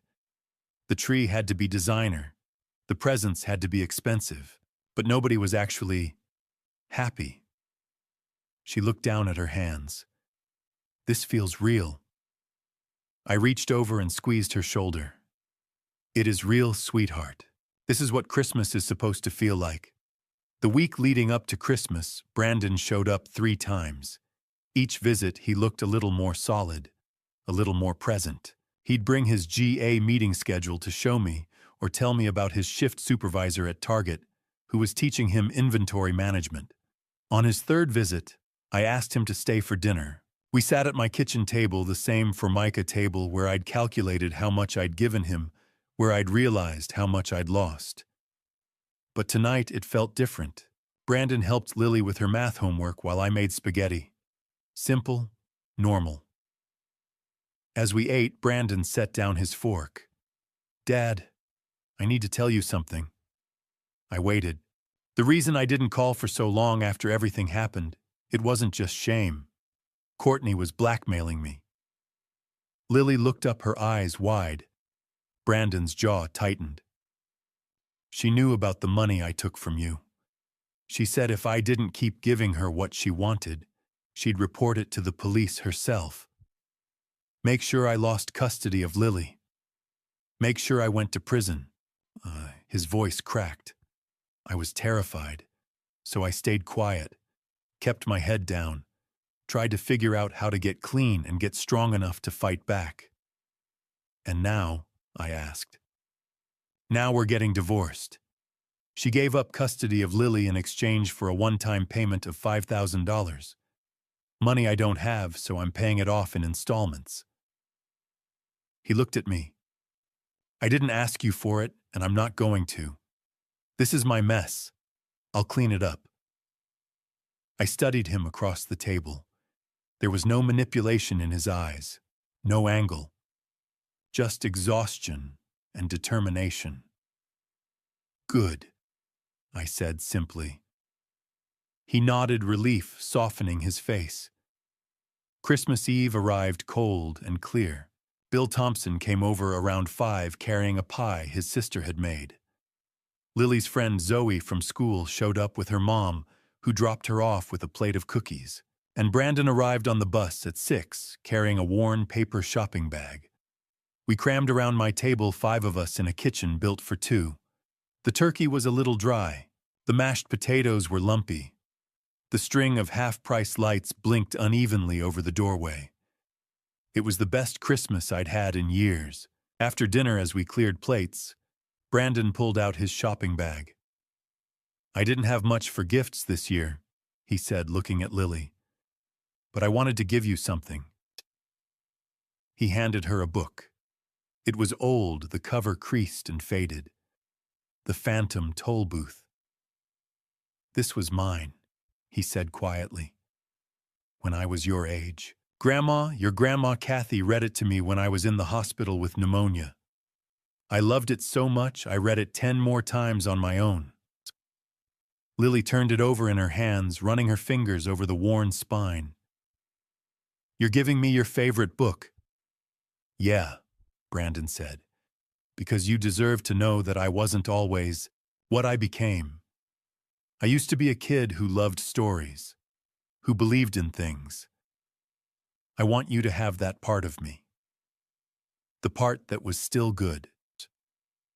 Lily threw her arms around him, and I saw Brandon close his eyes, holding her tight. Then he turned to me. He reached into his jacket pocket and pulled out an envelope. Plain white, sealed. "This is for you, Dad." I opened it. Inside was a check for $300. In the memo line, he'd written first payment. I stared at it. $300. From a man making $16 an hour, working 40 hours a week, paying rent on a studio apartment, and buying bus passes to get to work. "It's not much," Brandon said, his voice low. "I know it doesn't even scratch the surface of what I took. But it's honest money. Every dollar I earned on my feet stocking shelves doing the work. No shortcuts. No schemes." I looked up at him. His eyes were wet. "I'm going to keep paying you back," he said. $300 a month. Every month. For as long as it takes. Even if it takes 20 years. Even if I'm old and gray. Because you deserved better than what I gave you, and I'm going to spend the rest of my life trying to make it right." The room was quiet. Bill looked down at his plate. Zoe glanced between us, sensing something important was happening, even if she didn't understand what. I folded the check and put it back in the envelope. "Thank you," I said. Brandon exhaled like he'd been holding his breath for months. Later, after everyone had left and Lily was asleep upstairs, I sat alone in my living room. The half-price lights blinked above the doorway. The leftover turkey sat in Tupperware in the fridge. The envelope with Brandon's check rested on the coffee table in front of me. $300 would never repay $75,000. It wouldn't come close to the $1.3 million I'd spent over 6 years. Mathematically, it was meaningless. But it wasn't about the math. It was about a man who used to steal from me now, choosing to pay me back. A man who used to take buses past Target on his way to his corner office, now clocking in for the early shift. A man who used to demand more, now offering what little he had. I picked up the envelope and held it. I'd rather have $300 earned through sweat and dignity than $19,000 taken from shame and entitlement. Because this $300 wasn't just money. It was proof that my son was still in there somewhere. And maybe, just maybe, he was finally finding his way home. The boardwalk at Cape May smells like salt air funnel cake and promises kept. I pulled the Civic into the motel parking lot just after noon on a Saturday in late January. The off-season rates had made Lily's budget stretch even further. She'd been bouncing in her seat for the last 20 miles. her nose pressed against the window, watching for the first glimpse of ocean. "There!" she shouted, pointing. "Grandpa, I can see it." The Atlantic stretched out gray and endless beyond the dunes, winter waves rolling in, steady and strong. It wasn't the postcard-perfect summer scene most people imagined, but to me it was better, quieter, real. We'd left Philadelphia at 7 that morning, Lily's playlist filling the car, a mix of songs I'd never heard, and a few old ones she'd added because she knew I'd like them. She'd asked me to tell her stories as we drove, so I did. About the times I'd brought Brandon here when he was small. About the sandcastles we'd built and the hermit crabs we'd caught. About how Kathy would pack sandwiches and we'd stay on the beach until the sun went down. "Dad loved it here," Lily had asked, her voice surprised. "He did," I'd said, "before everything got complicated, before he started measuring worth in dollar signs." She'd gone quiet after that, staring out the window. Now, standing in the motel parking lot, she grabbed her backpack and looked up at the building. The Seabreeze Motel wasn't fancy, 2 stories of weathered blue siding, a small pool covered for winter, and a neon sign missing the E in Breeze. But Lily's eyes lit up like we'd arrived at a palace. $89 a night, she whispered, clutching her budget sheet. Just like I planned. The room was small, 2 double beds with floral bedspreads, a TV bolted to the dresser, and a view of the parking lot. But when Lily opened the curtains, you could see a sliver of ocean between the buildings across the street. "It's perfect," she said, dropping her bag on the bed closest to the window. We changed into warmer clothes and walked down to the boardwalk. January in Cape May meant most shops were closed. The beach nearly empty except for a few locals walking their dogs. But the ocean was still there, vast and unchanging, and Lily ran toward it like she'd been waiting her whole life. I followed, slower hands in my jacket pockets, watching her stop at the water's edge and stare out at the horizon.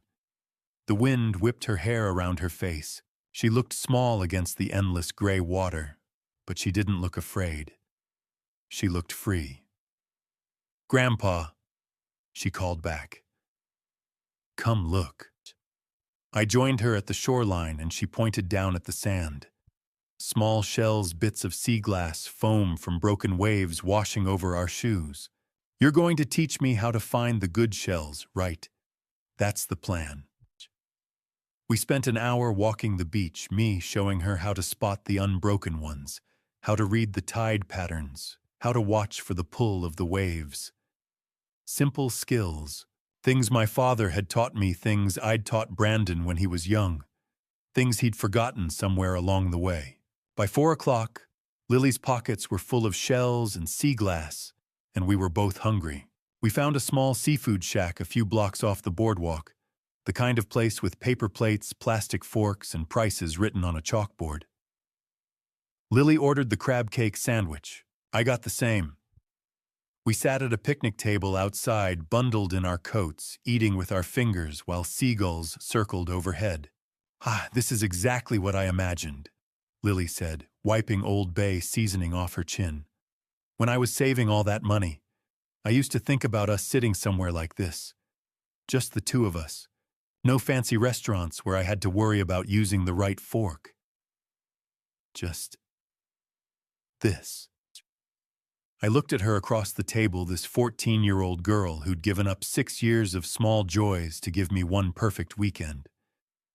"You did good, kiddo," I said, my voice thick. After dinner, we walked the boardwalk until the sun started to set. Most of the game arcades were closed, but one was still open, a small place with skee-ball machines and claw games. Lily made a beeline for a crane game filled with stuffed animals. "I'm going to win that crab," she announced, pointing at a bright orange plush crab wedged in the back. "That thing's rigged," I said. "You know that, right?" She grinned. "I don't care. I want it." I handed her a $5 bill. "Go for it." She fed quarters into the machine, her face a mask of concentration as she maneuvered the claw. 3 tries. 4, 5. On the sixth try, the claw grabbed the crab's leg and hauled it up, then dropped it 2 inches from the chute. "One more," she said, determination in her voice. On the 7th try, the claw locked on, swung the crab over, and dropped it perfectly into the chute. Lily let out a victorious yell that made the arcade attendant look up from his phone and grin. She pulled the stuffed crab out and held it up like a trophy. "I'm naming him Clyde. Clyde the crab. Yep. And he's going to sit on my bed forever and remind me of this trip." We walked back to the motel as the streetlights flickered on. The temperature was dropping, the wind coming off the ocean sharp and cold. But Lily didn't seem to notice. She walked beside me, clutching Clyde, talking about shells and waves and whether we could come back next year. Back in the room, she showered and changed into her pajamas, then climbed into bed with Clyde tucked under her arm. I sat in the chair by the window, watching her eyes grow heavy. "Thank you, Grandpa," she murmured, half asleep already, "for keeping your promise." "Thank you," I said quietly, "for reminding me what promises are worth." Within minutes, she was asleep, her breathing soft and steady. I stepped out onto the small balcony outside our room. The ocean was dark now, just the sound of waves rolling in, and the distant lights of ships on the horizon. The air was cold enough to sting my lungs, but I stayed there anyway, leaning against the railing, looking out at the water. For 6 years, I'd spent $19,200 every month trying to buy happiness for people who didn't know what it looked like. I'd drained my retirement, my savings, my dignity. I'd given everything to build a life for my son that he'd never appreciated and my granddaughter had never wanted. But this, a $89 motel room, paper plate crab cakes, a stuffed animal won from a rigged crane game, this was worth more than every dollar I'd ever spent, because I'd kept a promise. And the look on Lily's face when that crab dropped into the chute was worth more than any mansion, any luxury car, any designer label. I'd finally learned what my father tried to teach me 40 years ago. The most valuable thing a man owns isn't in his bank account. It's his word. And I'd just spent the best $200 of my life proving it. Dawn broke over the bay on Saturday morning, painting the water pink and gold. I stood on the beach with 2 buckets, a ball of string, and chicken necks from the bait shop. Lily appeared beside me, bundled in her jacket, eyes bright. "Is this really how you catch crabs?" she asked. "This is how we did it when I was a kid," I said. "Just patience, string, and bait." I showed her how to tie the chicken neck, lower it slowly into the shallow water, and wait. "The trick is patience," I told her. "You can't rush a crab." We stood in the early morning, cold waves lapping at our feet. 5 minutes passed. 10. Lily shifted, impatient. "How long does it take?" "As long as it takes," I said. "Good things don't come fast." "Then I feel something," Lily whispered. "Pull it up, slow and steady." A blue crab clung to the chicken neck, claws up, defiant. She squealed as I scooped it into the bucket. "I did it, Grandpa! I did it!" We caught 3 more that morning. None were big enough to keep, so we let them go. But Lily didn't care. She'd caught a crab with her own hands. Later, walking the beach collecting shells, Lily grew quiet. "Grandpa," she said finally, "do you think you'll ever forgive Dad, like really forgive him?" I looked at the waves rolling in one after another. "I'm trying," I said, "and your dad is working hard to deserve that. Right now, that's enough." "I think he's really trying this time," she said. "He looks different." "I know," I said. "And that's what matters. Not who he was, who he's becoming." She took my hand, and we walked back to the motel. We checked out at noon. Lily clutched Clyde the crab, her backpack rattling with shells. She fell asleep near Atlantic City, a small smile on her face. I drove through southern New Jersey, then back into Philadelphia. Fishtown looked the same. Row houses pressed close neighbors on their steps in the January cold. Home. As I unlocked the door, I noticed a box on the porch. Plain brown cardboard, no label. Inside was a picture frame wrapped in newspaper. The Christmas Eve photo. All 6 of us around my kitchen table. Bill with his arm around me. Zoe laughing. Brandon and Lily side by side. Me at the head, my hand on the half-price lights. Proof the moment had been real. Tucked in the frame was a folded note. Brandon's handwriting shaky but clear. Dad, 90 days sober. 90 days, no gambling. I registered for a business ethics class at community college. Night classes twice a week. I'm working toward getting custody of Lily back. Not now, I'm not ready. But someday. I want to be the kind of father you were. The kind of man Mom believed I could be. I hope one day you'll be proud of me again. Love, Brandon. 90 days. 3 months of choosing differently. 3 months of stocking shelves and attending meetings and sitting in classrooms. It wasn't enough to erase $75,000. It wasn't enough to undo 6 years of exploitation. But it was a start. I set the frame on the mantel beside Kathy's photo. I hope I'm doing this right, I said to her picture. But he's trying. Lily came downstairs, Clyde under her arm. Whose picture is that? Ours, I said. Your dad brought it by. She studied it.